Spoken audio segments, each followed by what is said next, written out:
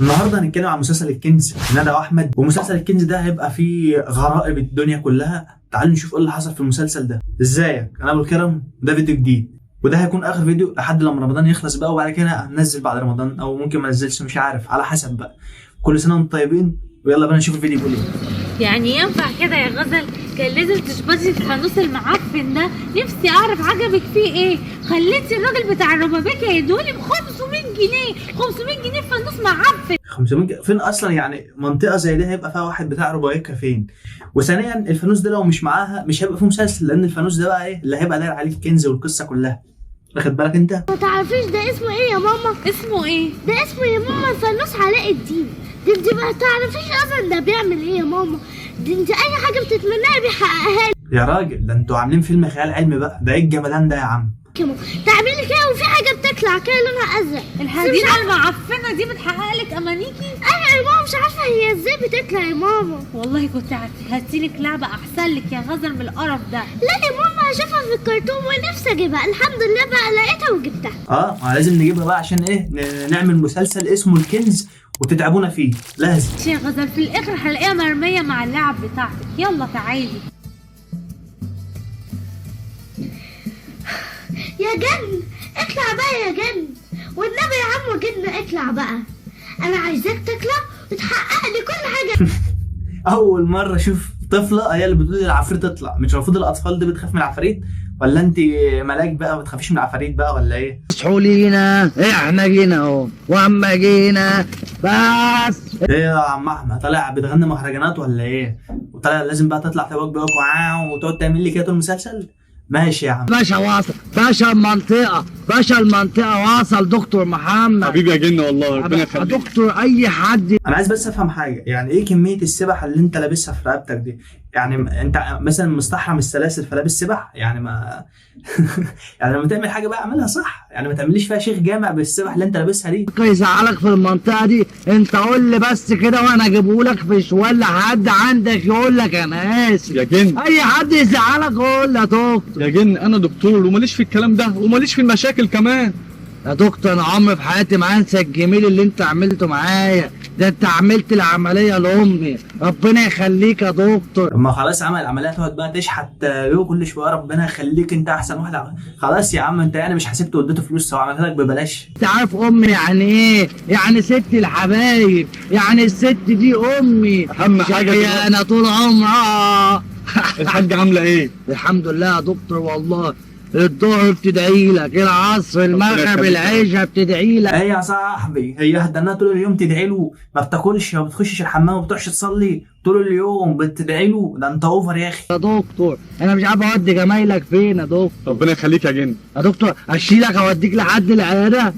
لا يا جن، اللي انت عايز، انت ما ينفعش تمشي على الارض كده. يا عم خلاص يا عم، خلاص يا صاحبي، عرفنا اللي انت بتحب الدكتور، عرفنا اللي انت بتعشقه. خلاص يا عم، خلاص، ده انت اوفر. ربنا يخليك يا جن. كنت اكنس لك الارض بس. لا ربنا يخليك، اهم حاجه سلمني على الحاجه. ماشي محتاج اي حاجه؟ الله يخليك. اي حد يضايقك انا موجود. الجن هنا، الدكتور تابع، اي حد هيبص له هقطع له وشه. طب انت بتكلم مين طيب؟ يعني بتكلم خيالك يعني ولا بتكلم ايه؟ انت بتعمل ايه؟ انت عايز تبان انك شبح وخلاص يعني ولا ايه؟ ايه ده؟ بنت غزل بقالها 3 ساعات بتلعب بحته الحديده المعفنه اللي هي جايباها دي سابت تليفونها عشانها. لا لو سمحت ما اسمحلكيش، ده اللي هيدور عليه المسلسل كله. وبعدين ده بنمسح المصباح للعفريت، يعني وراها شغلانه مهمه. ما تتفهيش من اللي هي بتعمله بعد اذنك. ده غريبه قوي. لا انا لازم اقول لها سيبيها واقعدي ذاكري شويه. ماشي يا غزل؟ جن اطلع بقى يا جن، عايزاك تجيب لي العاب كتير وحاجه حلوه كتير. جن ايه اللي يطلع يجيب لك العاب وحاجات حلوه؟ غزل 3 ساعات بتلعبي بالبتاع ده. قومي يا غزل، قومي ذاكري يلا.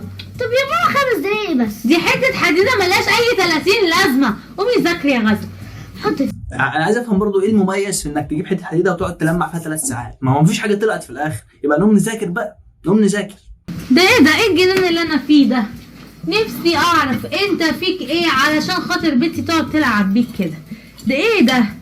مالكش اي 30 لازمه، حته حديده. بس ايه اللي جواه ده؟ اكيد الجن بقى، اكيد الجن جواه، واخده بالك؟ انتوا بقى دي ايه ده؟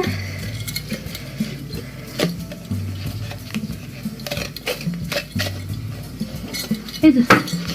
ايه ده؟ ايه الورقه دي؟ الكتالوج بتاع المصباح اكيد يعني. الكنز. كنز؟ وايه دي خريطة دي ولا ايه؟ انا مش فاهمة حاجة. يا سلام، جايبين خريطه من ايام الفراعنه وكاتبين عليها كلمه الكنز، يعني يخرب بيت الصراحه، يعني كده انا صدقت ان في كنز بجد. انا بجد مش عارف اقول لكم ايه. كنز وخريطة وفي سهم ونقطة. ايه ده؟ بالله هتبقى حقيقة ولا ايه؟ بس انا مش فاهمة حاجة. انا اكلم محمد اخويا دكتور واكيد هيفهم في الحاجات دي. ايوه، ما هو دكتور في ايه بقى؟ دكتور حفريات ولا دكتور سنان ولا دكتور بيعالج بشر ولا هو دكتور ايه؟ الو؟ ايه يا اختي يا حبيبتي؟ الحمد لله والله. انت عامله ايه وغزل بنتك عامله ايه؟ كله تمام والله. طب اتفضل يا عم. طب انا اصدق دلوقتي ان ده دكتور ازاي؟ قاعد وراه بتاع واحد يقول لي عادي الحاجات اللي وراه. يا عم قاعد في حضانه، اسمع مني، ده قاعد في حضانه جنب بيتهم وعايز يقنعني ان ده دكتور. قول لي انا هعمل ايه يعني؟ انت عايزاني في موضوع مهم؟ طيب قولي طيب يا حبيبتي. خلاص طيب تعالي لي طيب. ماشي. سلام. موضوع اللي هي عايزاني فيه ده. ماما، ايه؟ هي ايه الورقة الغريبة دي يا ماما؟ وكده ايه الغريبة دي يا ماما؟ هفهمك على كل حاجة بس تعالي معايا. ازيك يا خالد؟ الحمد لله يا حبيبة قلبي. بص بقى يا محمد، الموضوع المهم اللي انا كنت جايه لك عشانه. بتمشى انا وبنتي غزل شويه، لقينا واحد بتاع روبابيكيا فرش في الشارع كده حاجات قديمه، ريموت متكسر، تلفزيون قديم، غساله قديمه، حبه لعب مدغدغين، ولقيت عنده الفانوس ده. مش ده مصباح من شويه خليتوه بقى فانوس؟ وبعدين يعني الورقه اللي لقيت فيها ده ايه اللي يعني؟ مش ممكن يكون واحد بيهزر ورامي ورقه؟ ايه اللي خلاك تقتنع ان ده كنز فعلا يعني؟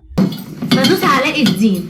غزل شافته من هنا وقالت لي والله يا ماما انا عايزاه ومش هسيبه. يا غزل دي حته حديده ملهاش لازمه. لا يا ماما انا عايزاه، ده بتاع علاء الدين.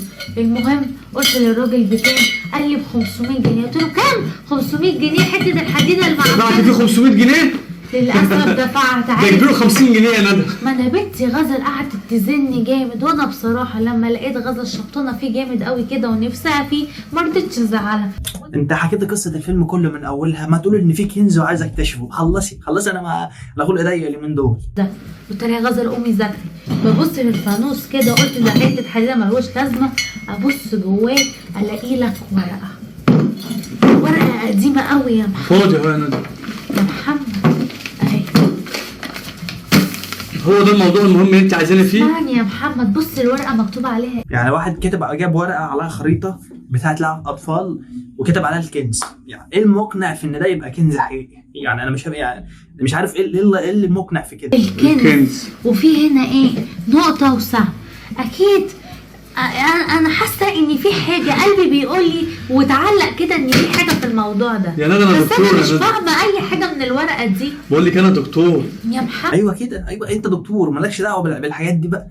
انت دكتور في بتاع حضانه، ايه اللي يجيبك الحاجات دي بالميكي ماوس اللي وراك ده ولا بسبونج بوب؟ انا عارفه ان انت دكتور بس اكيد انت هتفهم في الحاجات دي. ما هو مش دكتور اثار يعني هيفهم في الحاجات دي ازاي؟ يعني هو دكتور بشري هيفهم في الحاجات بتاع الاثار ازاي يعني؟ بص بصراحه هي الورقه باين عليها اللي هي قديمه قوي. ايوه ما انا بتكلم عشان خاطر كده. يا عم ورقه اللي قديمه، ما تصلي على النبي يا عم. تجيبوا ورقه بقى لها لسه شارينها من 3 ساعات وتقول لك ورقه قديمه؟ ما تروقوا كده يا جدعان بقى. شوف كده يا محمد، بص كأنها باين عليها خريطة ولا مش فاهمة حاجة. هي حاجات أنا مش فاهماها. وانا كمان مش فاهم حاجه. وفي كلام غريب برضو أنا مش فاهماه. اتصرفوا ازاي يا محمد؟ أنا بصراحة قلبي اتعلق بالموضوع ده وحاسة إني وراه حاجة. ده مكتوب كلمة الكنز. تفتكر الكنز ده ممكن ايه؟ يعني كلمة الكنز دي اللي خلاص في كنز حقيقي، ممكن ما يكونش واحد بيهزر مثلا وكاتب ورقة زي دي. يا عم ماشي. انا صاحبتي ايام الكليه، بس كان اسمها ايه؟ سلمى. ايوه دي هتعمل لنا ايه في الموضوع ده؟ هي كانت في كليه اثار. ايوه وهي تفهم في الكلام ده كويس. اخيرا بقى، اخيرا جبت واحده بتفهم في الحاجات دي عشان تشوف. مش رايح على الدكتور بشري وتقول له شوف لي الكنز يعني، ما هاتوا حد بيفهم بقى. عنا يا محمد. انا كنت مسجلها ايه؟ سلمى اثار. يا عم انت فاقد الذاكره، كل شويه تقعد تفتكر وتقول ومش عارف ايه، ما هتخلص يا عم. طب يلا كلمها. الو، ايوه دكتور محمد، ازيك؟ عامل ايه؟ الحمد لله. بتقول ايه؟ انا مش فاهمه حاجه منك. انا فين؟ انا في الكافيه اللي كنا بنقعد فيه زمان، فاكره؟ طب بقول لك ايه، تعالى هنا في الكافيه ونتكلم في الموضوع اللي انت عايزني فيه. ماشي، انا مستنياك. مع السلامه. سلام. قالت لك ايه؟ هي قاعده في كافيه قريب مننا هنا. طب ينفع نروح لها؟ ايوه يلا بينا. سيب الورقه دي معايا بقى. لا يا محمد، اسمعي الكلام. بس بروح عليها عشان ما تقطعش، عشان هي قديمه قوي. يلا بينا، انا شايلها في شنطتي عشان احافظ عليه. يلا بينا بقى نروح نستكشف الكنز، نعرف الكنز ده في ايه عشان نعمل مسلسل جميل كده. نعم. هو في ايه يا بابا في الورقه دي يا بابا؟ هفهمك على كل حاجه يا غزل. تعالي يلا بينا. معانا. طب احنا رايحين فين؟ تعالي بس معانا يا غزل، يلا امشوا من الحضانه اللي انتوا قاعدين فيها دي. يلا. السلام عليكم. وعليكم السلام. ازيك يا سلمى؟ عامل ايه؟ ازيك يا فاكر حبيبي؟ ايام الكليه يا محمد؟ ايوه طبعا، ده احلى ايام. اتفضلي يا علي، اتفضلي. تمام الحمد لله. بنتك دي؟ بنتي ايه يا محمد؟ دي اختي امنيه. انا قلت كده برضه. لازم نطلع لها دور في الفيلم ده، من غيرها المسلسل يقع. لازم بطلة الافلام كلها. تحبوا تشربوا ايه طيب؟ لا احنا مش عايزين نشربه، انا بس عايزاكي في موضوع مهم قوي.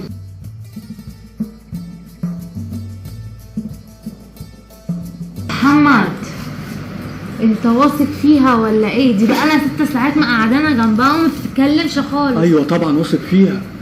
ها يا دكتوره، وصلتي الحل؟